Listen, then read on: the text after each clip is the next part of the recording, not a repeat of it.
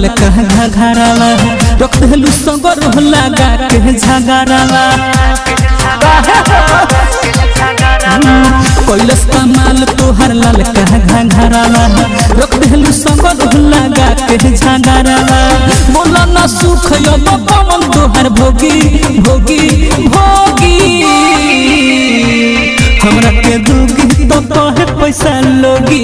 Time बता दो गोरी कब बजे मिलोगी हमरा के दोगी तो तोहे पैसा लोगी टाइम बता दो गोरी कब बजे मिलोगी। सपना स्टूडियो दिल्ली दिल्ली।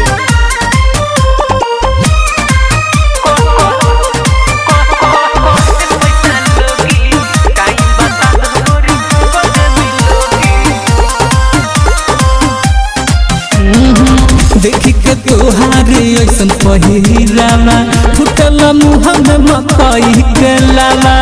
हमरा से प्यार खातिर हो जा तू राजी नहीं तो खा ले पोवाइजन के दावा। देखी के तोहारे ऐसन पहिरावा फुटल मुँह में मकई के लावा हमरा से प्यार खातिर हो जा तू राजी नहीं तो खा ले पोवाइजन के दावा कहत बन जाही मठ बके जोगी जोगी जोगी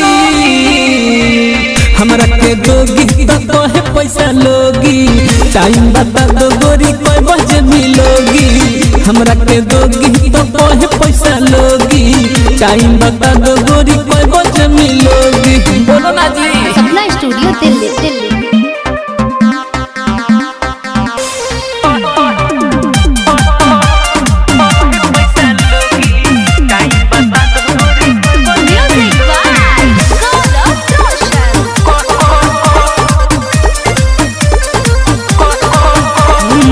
बुझा तू भी बतलाई का कुंवर के है पता बता दो अपन घरवा दुआर के है कोई के शादी हो जाए अच्छे से सेट हो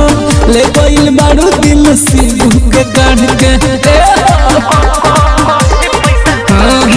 बुझा तू भी बतलाई का कुंवर के है पता बता दो अपन घरवा दुआर के है कोई के शादी हो जा दीपक से सेट हो ले गइल बारू दिल से